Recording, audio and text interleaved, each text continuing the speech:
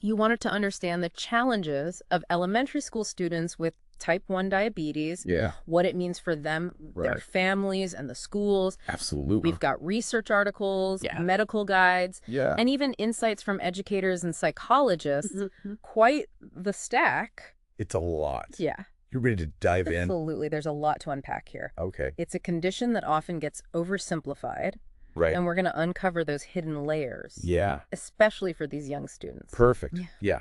So Mm. type 1 diabetes, Okay. it's an autoimmune disease. Right. This means the body's own defense system, Uh-huh. the immune system, Yes. mistakenly attacks the cells in the pancreas that make insulin. Yeah. And insulin is super important, right? Absolutely crucial. Okay. Think of it as a key. Okay. Insulin unlocks the door for sugar from our food Okay. and enter our cells and provide energy. Right. Without Yeah. sugar Yeah. builds up in the bloodstream. Mm-hmm. Which can lead to serious health issues. Right. And this is where it's important to distinguish type 1 from type 2 diabetes, Okay. which is often associated with lifestyle factors. Mm. Type 1 is no one's fault. It just happens. Okay. That's a really clear way to put it. Yeah.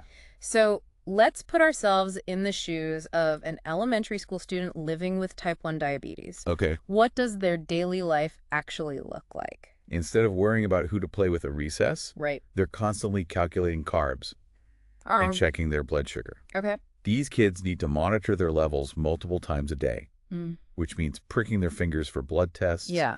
Then there are insulin injections or perhaps an insulin pump, Wow. which can be overwhelming even for adults. Wow. So they're carrying a lot on their little shoulders. Yeah. It's a stark contrast to their classmates who grab a juice box without a second thought. Right, right. And one study we looked at highlighted how this constant management can lead to feelings of being different. Yeah.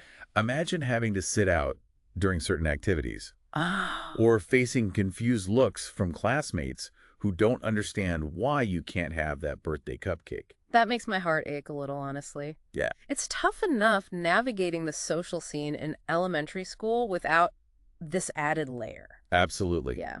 And it's something teachers are increasingly likely to encounter. Okay. One source mentioned that 10% of new type 1 diabetes cases are actually diagnosed in elementary school. Oh, wow. This means a classroom of 20 kids could have 2 students managing this condition. Okay. That really puts it into perspective. Right. It's not just a few kids here and there. This is impacting a significant portion of the school population. Uh-huh. It definitely emphasizes the need for more awareness and training for school staff. I completely agree. Yeah. The more educators understand, Right. the better equipped they'll be to support these students. So we've got the physical demands of constant monitoring, the potential for feeling different. Yeah. What about the emotional and social roller coaster these kids might be going through? Well, think about it. Okay. You're 7 years old, Yeah. still learning how to make friends and navigate social situations. Right. And now you have this added weight of a chronic illness. Oh. One study actually found that children with type 1 diabetes Mm. are at a higher risk for anxiety and depression.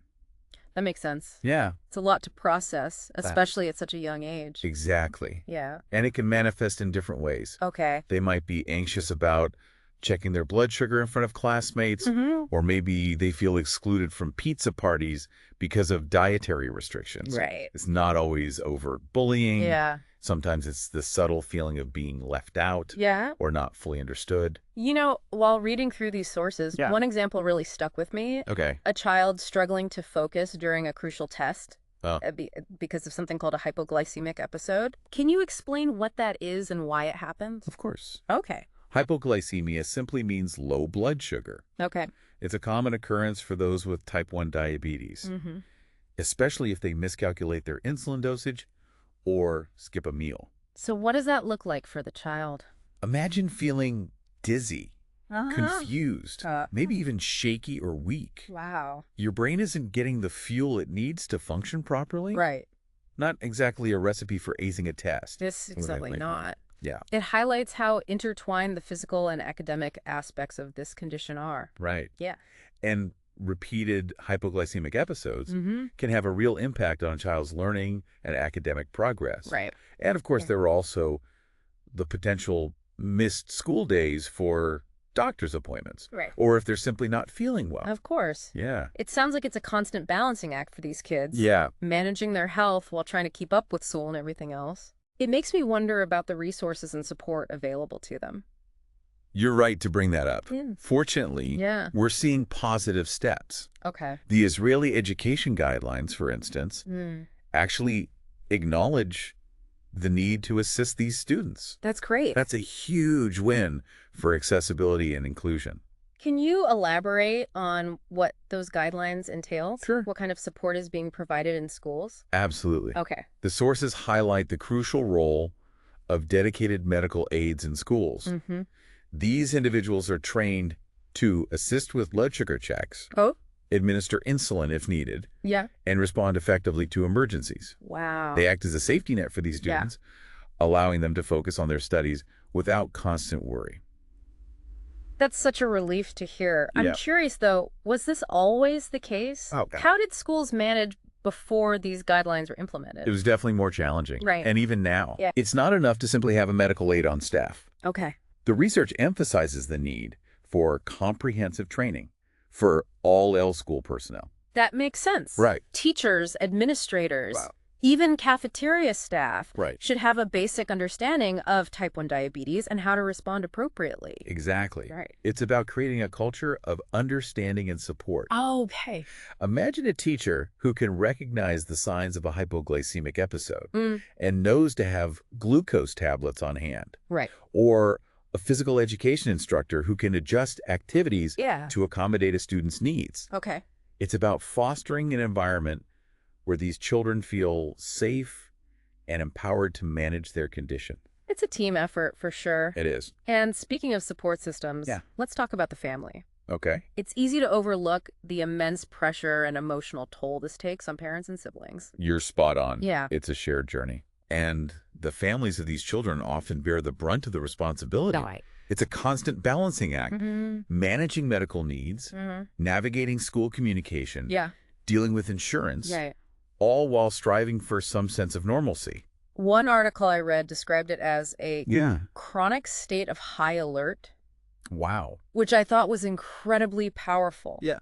It really captures the weight these parents carry every single day. It does. Yeah. And let's not forget the impact on siblings Right. who may feel a bit overlooked or resentful at times. Of course. It's crucial for families to have access to counseling and support groups, spaces where they can share their experiences and connect with others who understand their unique challenges. I imagine those support networks are vital. They are. Not only for sharing practical tips and advice, but also for the emotional validation and reassurance. Absolutely. Knowing you're not alone in this journey can make a world of difference. Absolutely. Yeah. And, this connects to a broader trend that's impossible to ignore. Right. The rising global incidence of type 1 diabetes. Right.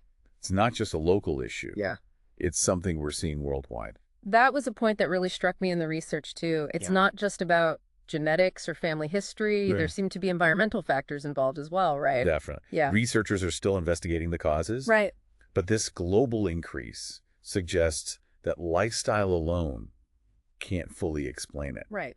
It's likely a combination of genetic predisposition, environmental triggers, and perhaps even factors related to the gut microbiome. It's fascinating how much we still don't know. It is. It makes you realize how much research is still needed to fully understand this condition. Right. But let's bring it back to the individual experience for a moment. Okay. I was particularly interested in the role of technology in diabetes management. We've got insulin pumps and continuous glucose monitors that have revolutionized how people manage their condition. They really have. Yeah. These advancements make monitoring and insulin delivery so much easier and more precise. Okay. Imagine, instead of multiple daily finger pricks, a continuous glucose monitor can provide real-time blood sugar readings. Wow. It's a game changer. Sounds incredible. It is. But I also imagine this technology brings its own set of challenges. Oh, yeah. Especially for children navigating the social complexities of elementary school. Absolutely. Right. Picture this. Yeah. You're 8 years old, Yeah. hypersensitive to how you fit in with your peers, and now you've got these devices attached to you. Right. It's understandable that some children feel self-conscious about wearing them. Yeah.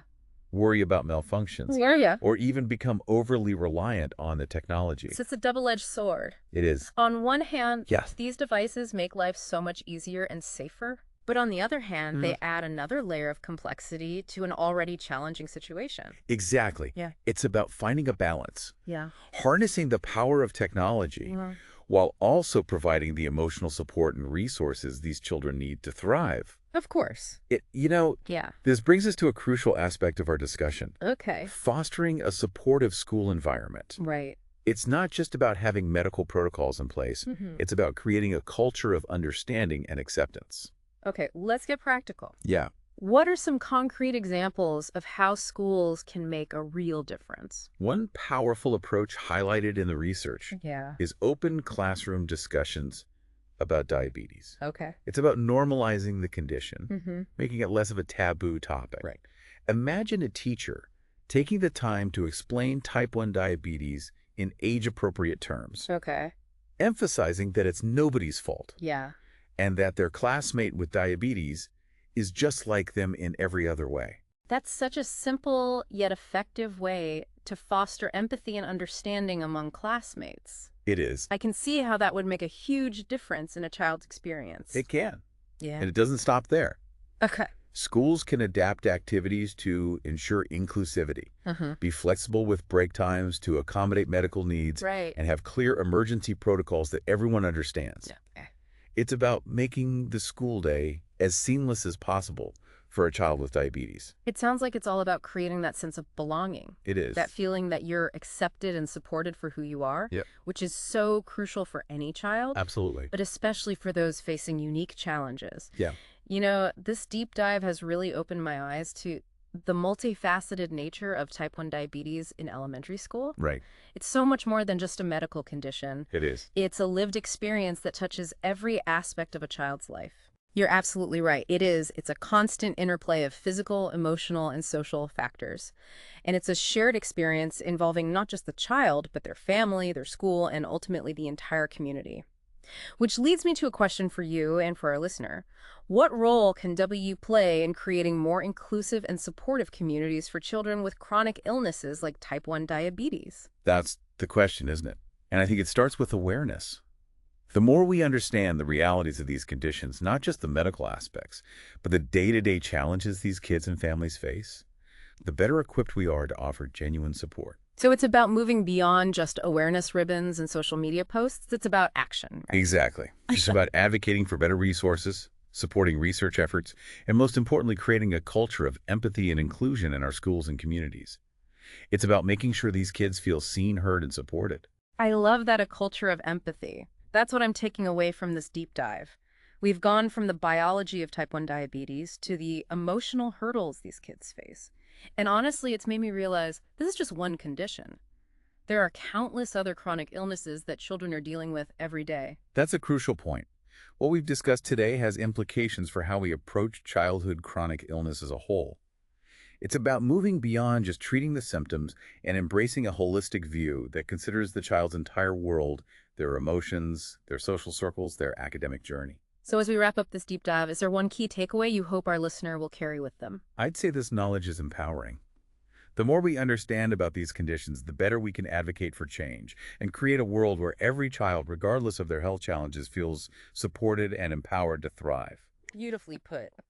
And for our listener, if this deep dive has sparked your curiosity, we'll be sure to include some fantastic resources in the show notes where you can learn more. But for now, thanks for joining us on this journey of discovery. Until next time, keep diving deep.